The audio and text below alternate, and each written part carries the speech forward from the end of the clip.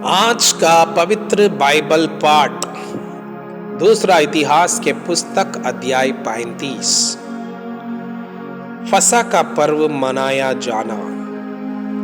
योशिया ने यरूशलेम में यहोवा के लिए फसह पर्व माना और पहले महीने के 14 दिन को फसह का पशु बलि किया गया। उसने याजकों को अपने अपने काम में ठहराया और यहोवा के भवन में की सेवा करने की उनका हियाव बंधाया। फिर लेवीय जो सब इस्राएलियों को सिखाते और यहोवा के लिए पवित्र ठहरे थे, उनसे उसने कहा, तुम पवित्र संदूक को उस भवन में रखो जो दाऊद के पुत्र इज़राइल के राजा सुलेमान ने बनवाया था। अब तुमको कंधों पर बोझ उठाना ना होगा। अब अपने परमेश्वर यहोवा की और उसकी प्रजा इस्राएल की सेवा करो। इस्राएल के राजा दाऊद और उसके पुत्र सुलेमान दोनों की लिखी हुई विधियों के अनुसार अपने अपने पितरों के अनुसार अपने अपने दल में तैयार रहो।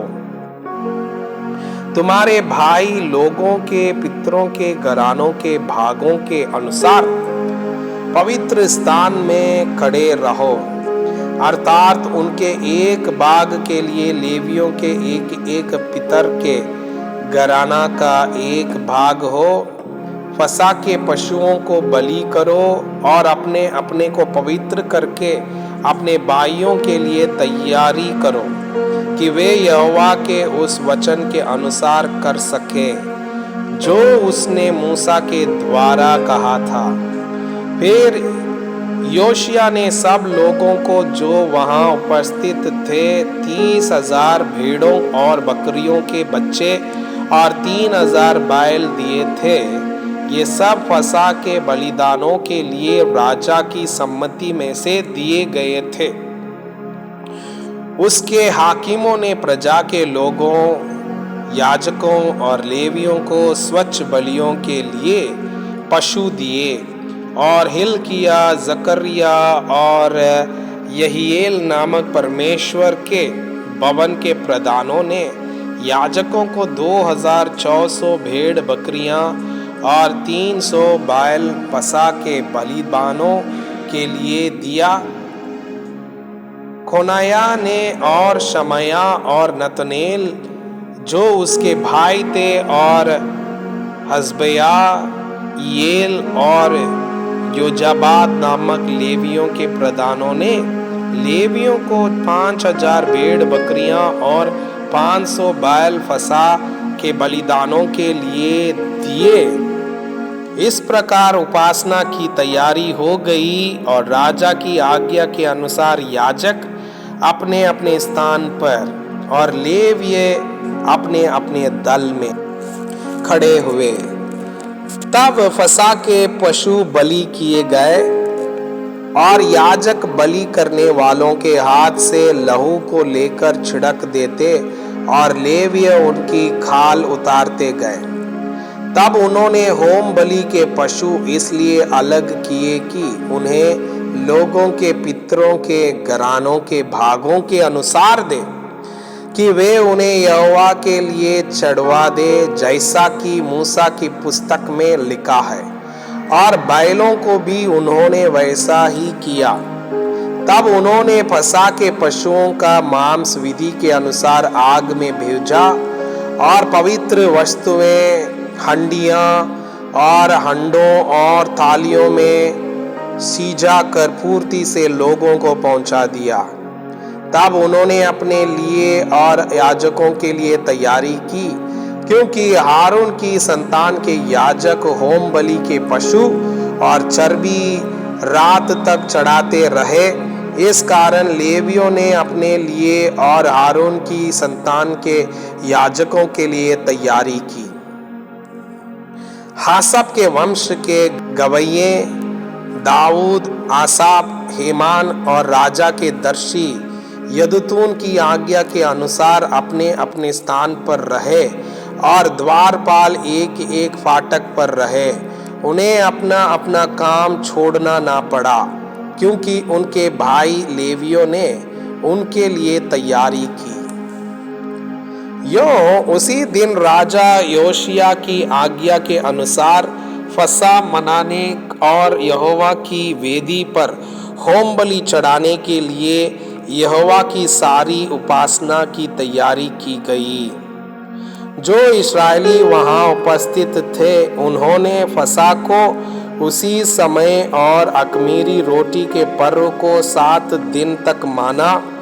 इस फसह के बराबर शामुएल नबी के दिनों से इज़राइल में कोई फसह मनाया ना गया था और ना इज़राइल के किसी राजा ने ऐसा मनाया जैसा योशिया और याजकों, लेवियों और जितने यहूदी और इस्राएली उपस्थित थे उन्होंने और यरूशलेम के निवासियों ने मनाया। यह फसह योशिया के राज्य के 18वें वर्ष में मनाया गया। योशिया के राज्य का अंत और उसकी मृत्यु।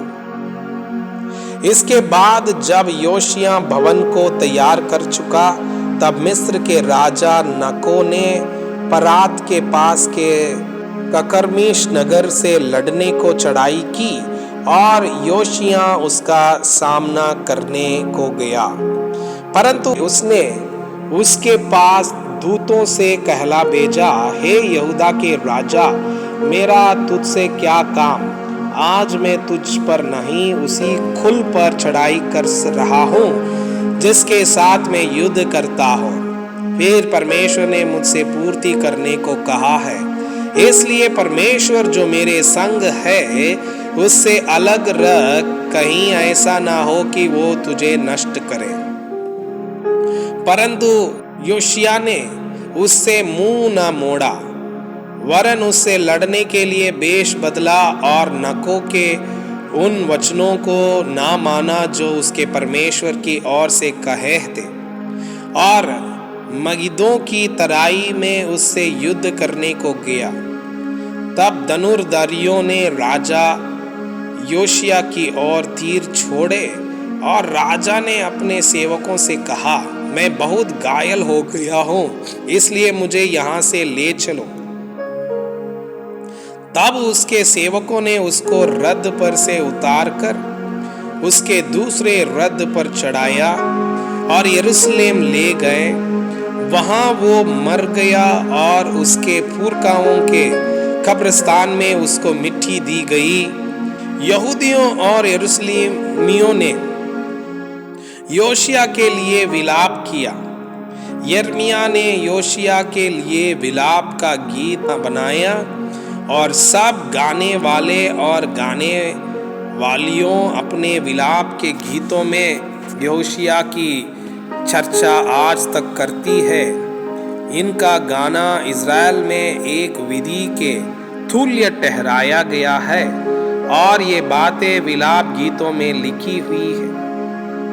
योशिया के और काम और भक्ति के जो काम उसने उसी के अनुसार किए जो यहोवा की व्यवस्था में लिखा हुआ है, आदि से अंत तक उसके सब काम इज़राइल और यहूदा के राजाओं के इतिहास की पुस्तक में लिखे हुए हैं। मैं आपसे यह अनुरोध करता हूँ कि कृपया आज का बाइबल पाठ को अध्ययन करें और जिन वचनों के द्वारा आप प्रभावित हुए उसे अपने कॉपी में लिखें और आज दिन भर इस वचनों को अपने जीवन में अभ्यास करें। परमेश्वर चाहता है कि आप उनके समान सिद्ध और पवित्र